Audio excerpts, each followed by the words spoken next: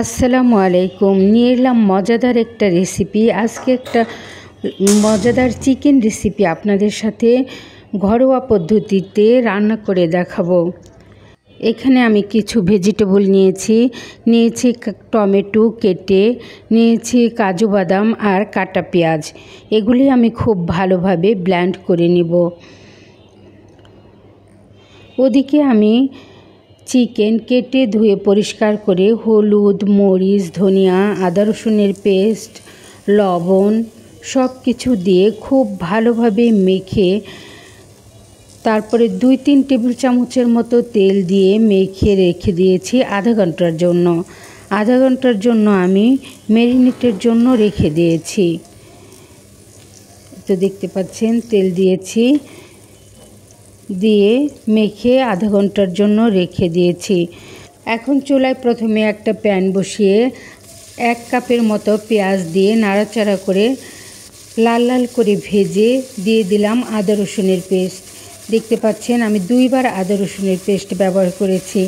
একবার মুরগির মধ্যে দিয়েছি, মেখে নিয়েছি ম্যারিনেটের সময়, আবার দিয়ে দিলাম। এখন এই মশলা খুব ভালোভাবে কষাবো।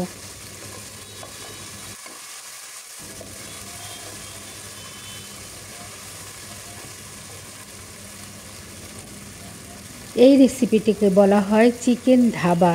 খুবই মজার একটা রেসিপি। দিয়ে দিলাম কাশ্মীরি লাল মরিচের গুঁড়া দিলে কালারটা খুব ভালো আসে। যে কোনো গ্রোসারি শপে এটা পেয়ে যাবেন আপনারা। এখন দিয়ে দিব হলুদ, মরিচ, ধনিয়ার গুঁড়া।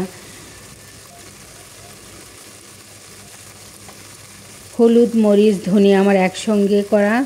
এই তো দিয়ে দিলাম হলুদ, মরিচ, ধনিয়ার গুঁড়া। এখন এগুলো দিয়ে নাড়াচাড়া করে একটু ভেজে নিচ্ছি, মশলার সাথে একটু মিশিয়ে নিচ্ছি। তারপরে দিয়ে দিচ্ছি একটু পানি দিয়ে মশলাটা খুব ভালোভাবে কষাবো।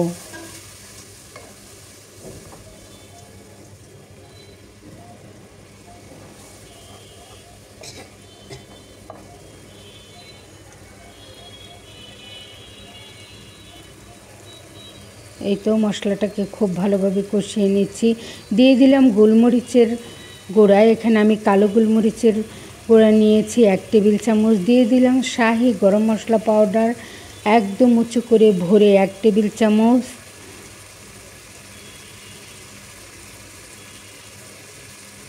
এখন সব মশলা একসাথে মিশিয়ে নিব।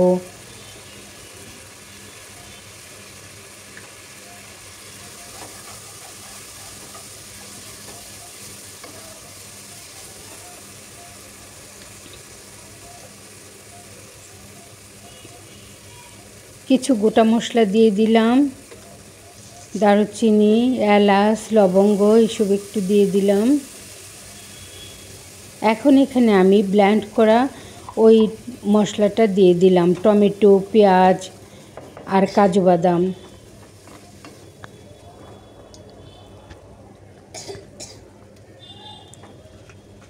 এভাবে আমি মশলাটাকে খুব ভালোভাবে কষিয়ে নেব। মশলা খুব ভালোভাবে কষাতে হবে।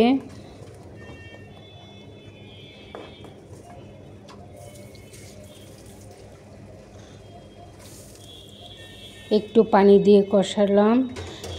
একটু পানি দিয়ে আমি 2 বার এই মশলাটাকে কষিয়ে নেব। একটু পানি দিয়ে কষানো হলে আমি আবার আরেকটু পানি দিয়ে কষিয়ে নেব।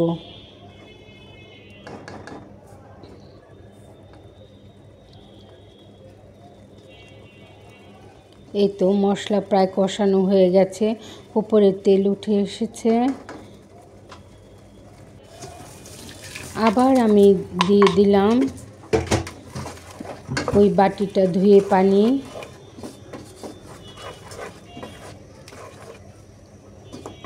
এবার আবার আমি খুব ভালোভাবে কষিয়ে নেব।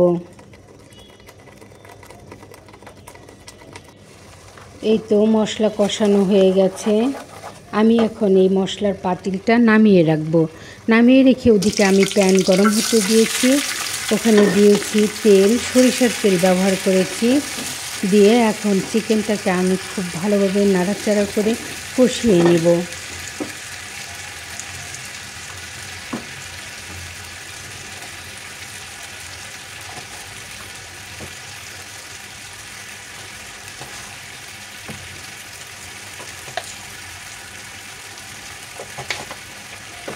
এক পিঠ একটু ভাজা ভাজা হলে আমি আবার অন্যদিকে আমি উল্টে পাল্টে কষাতে থাকবো।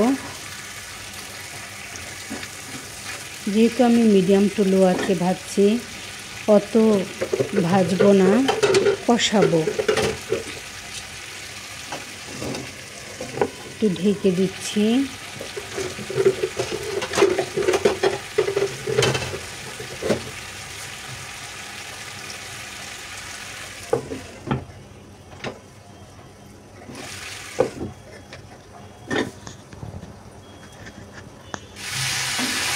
এভাবে একটু একটু করে খুলে খুলে নেড়ে ছেড়ে যখন তেল আর মশলা আলাদা হয়ে যাবে তখন আমি মশলার মধ্যে ঢেলে দিব।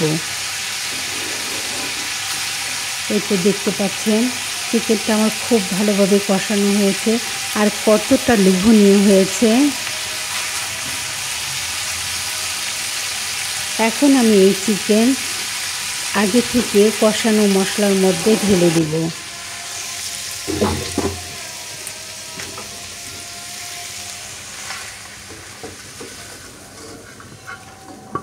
এখন ঢেলে খুব ভালোভাবে নাড়াচাড়া করে মশলার সাথে মিশিয়ে কষাতে থাকব।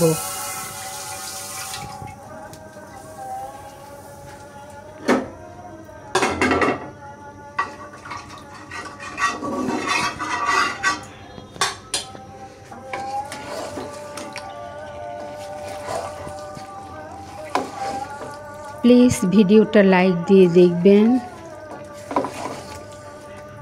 এই তো আমি সুন্দর করে কষিয়ে নিচ্ছি। অনেকক্ষণ ধরে আমি এই চিকেনটা কষাতে থাকব।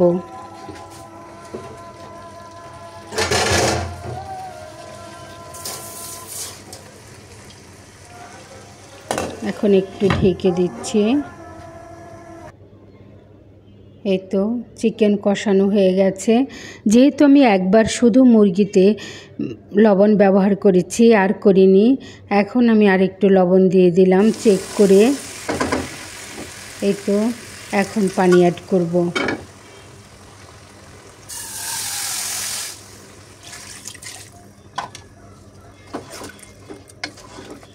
এখন পানি দিয়ে রান্না করে নিলেই তৈরি হয়ে গেল মজাদার ধাবা চিকেন। দেখতে পাচ্ছেন কতটা সুন্দর হয়েছে। এখন আমি 10 মিনিটের মতো জাল করে রান্না করে নামিয়ে নিব। এই তো তৈরি হয়ে গেল মজাদার ধাবা চিকেন। আমার পাশে থেকে এই মজাদার রেসিপিটা দেখার জন্য সবাইকে অসংখ্য অসংখ্য ধন্যবাদ। আসসালামু আলাইকুম।